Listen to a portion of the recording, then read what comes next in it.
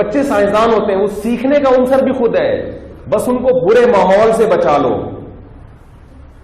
ورنہ بچہ تو نیک ہی پیدا ہوتا ہے۔ حدیث میں آتا ہے کل مولود یولد علی الفطرہ، فرمایا ہر بچہ اسلام پر پیدا ہوتا ہے، فاباہ یہودانہ او ینصرانہ او یمجسانہ، والدین اور ماحول اس کو برا بنا دیتے۔ کیا مطلب؟ برے ماحول سے بچاؤ، بس برے اسکول میں نہ ڈالو جہاں موسیقی سکھائی جا رہی ہے، لڑکیوں سے دوستیاں سکھائی جا رہی ہیں، بوائے فرینڈ بنائے جا رہے ہیں، بچے آ کے موبائل میں آپ کے بچوں کو فلمیں دکھا رہے ہیں۔ ایسے اسکول میں چاہے کتنی اچھی تعلیم ہو، لعنت بھیج دو ایسے اسکولوں میں۔ ماں باپ کہتے ہیں ہمارے بچے ہمارا احترام نہیں کرتے، میں کہتا ہوں آپ نے جس اسکول میں داخل کیا میں انگلش تو آ جائے گی، اس کو احترام نہیں آئے گا، تعلیم بھی آئے گی مگر احترام نہیں آئے گا اس کو۔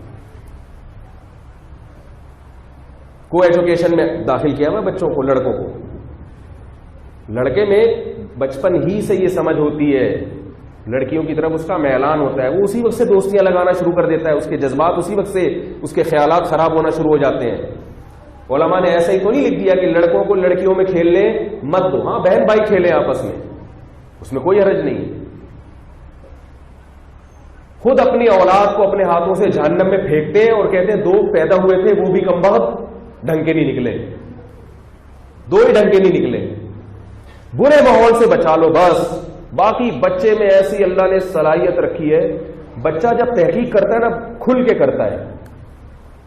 اب آج صبح مجھ سے ایک میرا بچہ سوال کیا پوچھ رہا ہے، بچوں کے سوالات کیسے ہوتے ہیں، ابو یہ جہاز اتنا اوپر اڑ رہا ہے، اگر یہ گر گیا۔ اگلا سوال، ابو ہاتھی لکڑی اٹھا سکتا ہے؟ اب کوئی سوال میں ربط ہے، ہاتھی موٹی والی لکڑی اٹھا سکتا ہے؟ بچے کے ذہن میں یہ آیا نا کہ جہاز ہوا میں اڑ رہا ہے تو وہی گرنے کا بھی تو خطرہ ہے نا، تو اب اس کا کوئی اس کو سائنٹیفک جواب دو کہ نہیں گرے گا یہ۔ اگلا سوال یہ کہ ہاتھی موٹی والی لکڑی اٹھا سکتا ہے؟ کوئی ربط ہے سوالات میں؟ بچہ کہتا ہے ربط گیا تیل لینے،